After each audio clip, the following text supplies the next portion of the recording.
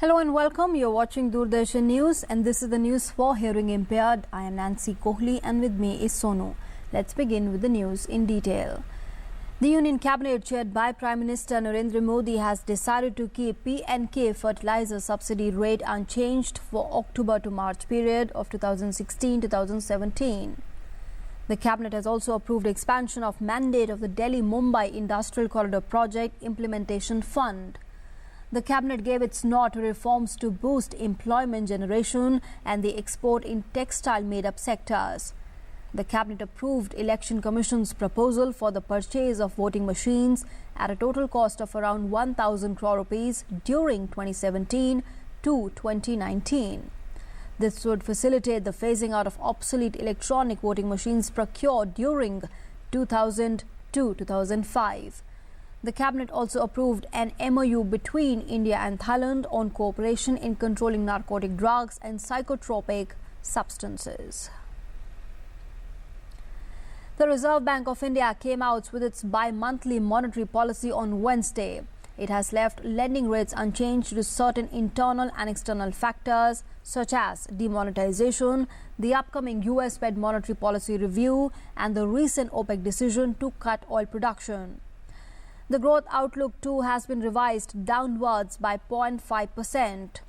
The Reserve Bank of India has projected the headline inflation at 5% by March 2017.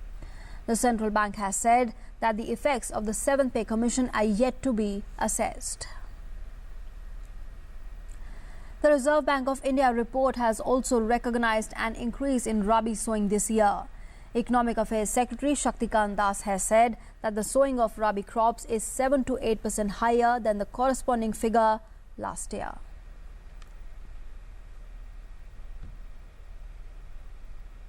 Since the time the government alerted people to not allow their accounts, particularly the Jan Dhan accounts, there has been a considerable decrease in the inflow of funds in the Jan Dhan accounts. In the first week after the decision on currency notes was announced, that is from 8th to 15th November, the total deposits received in Jan Dhan accounts was 20,206 crore rupees. In the second week, that's between 16th and 22nd November, the flow was 11,347 crore rupees. And in the third week, between 23rd and 30th November, it was reduced to 4,867 crore rupees. On 1st and 2nd December, the inflow into the Jan Dhan account has been reduced to 110 crores and 389 crore rupees respectively. The Income Tax Department has identified the local clusters and the bank branches where the inflow of Jan Dhan deposits have been more than normal.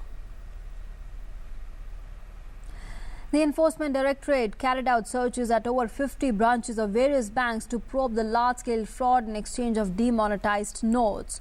The Enforcement Directorate visited over 50 branches of at least 10 banks, both in the private and the public sector, along with banking auditors to scrutinize transaction records and account statements armed with vital inputs gathered from financial snoop agencies. In coordination with the bank auditors, several teams of the Directorate are conducting searches in Delhi, Mumbai, Goa, Jaipur, Kolkata, Patna, Lucknow and other major cities. As the winter session entered its third week on Wednesday, Parliament remained deadlocked and stalled due to standoff between the opposition and the government over demonetization and how the debate should be held on it. For the 15th consecutive day, both the Lok Sabha and the Rajya Sabha failed to transact any business due to the uproar created by the opposition over demonetization.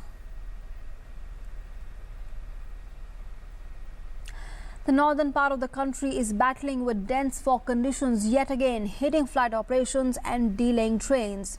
At least 94 northbound trains, including Rajdhani and Shatabdi, were running late, 2 were cancelled and 16 are rescheduled. At least 8 international and 5 domestic flights were delayed due to poor visibility. Meanwhile, the government agencies are working on several researches and experiments to come up with a mechanism wherein alerts will be issued at least 24 hours in advance due to the foggy conditions.